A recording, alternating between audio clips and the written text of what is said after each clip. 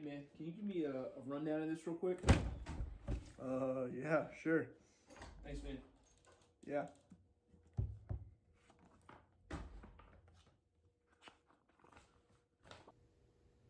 What the heck is a rundown? Man, I really miss baseball season. A few moments later.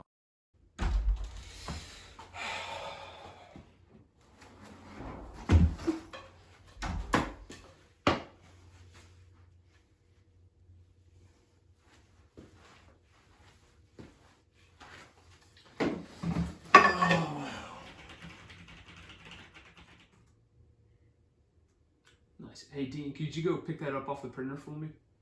Sure.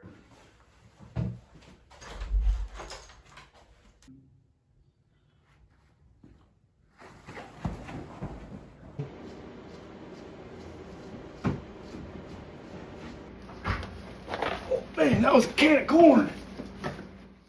So I'm thinking for the fall retreat next year, we bring back chariot races, but blindfolded. Ooh, that'd be a curveball.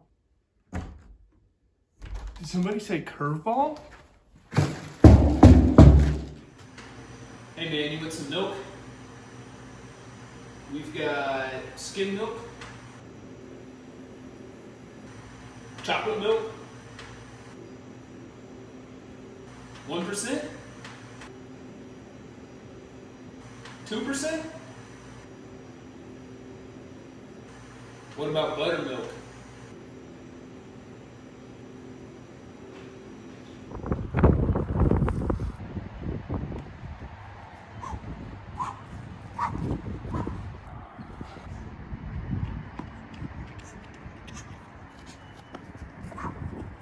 Oh, man. Woo-wee.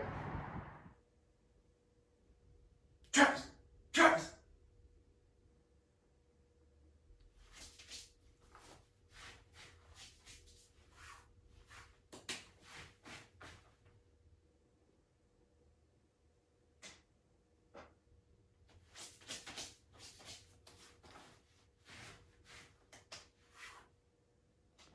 I don't know what that means.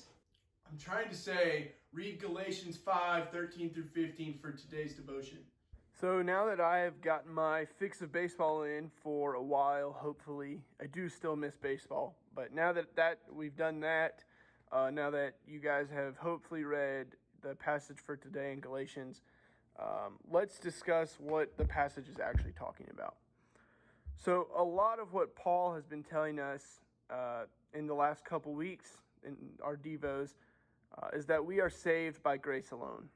We aren't saved by works. We're not saved by ceremonial law. But Paul doesn't want to diminish the law. He doesn't want to make the law sound obsolete, because remember what we talked about last Monday. Paul doesn't say that the law is useless. He even calls it holy and righteous. And so despite the fact that the law cannot completely save us, because we cannot completely fulfill it, that doesn't make the law, like the word I said, obsolete. And so we've done this the past couple times that I've shared with y'all, but remember back to our series in the Ten Commandments.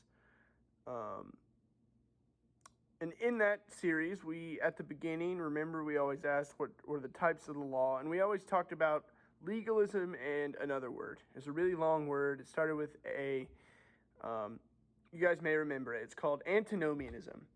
So hopefully you guys do remember what antinomianism is, but for those of you who don't remember, or maybe you weren't there, let's talk about what antinomianism is. So antinomianism comes from the Greek word anti-nomos, and anti obviously means not, and nomos, it's probably not something you guys are familiar with, but it means law, and so it means not law.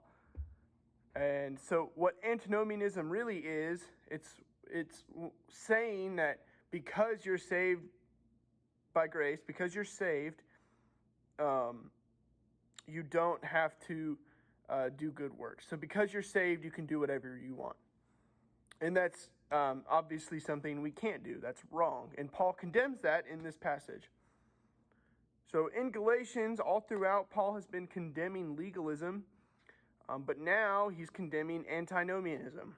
He says we should not use our freedoms for opportunities of the flesh.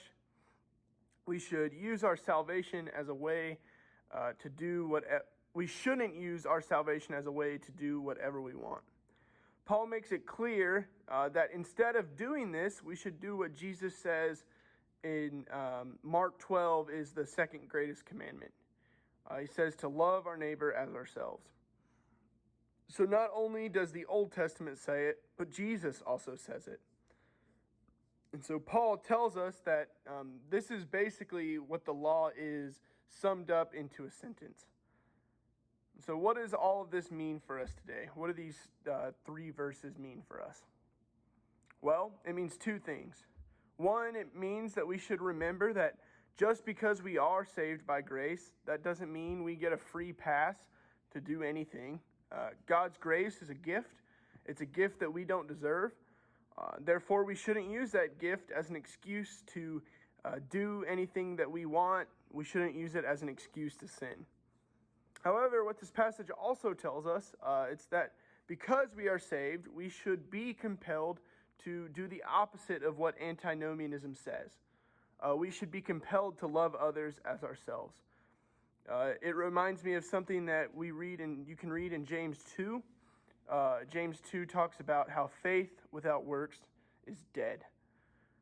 So even though right now this may be kind of hard to do, you may not be around a lot of people, and there may not be people around you that you can serve or show love to, but you do have some people around you. I know a lot of you guys have your family around you. You have your actual neighbors, so take the verse literally.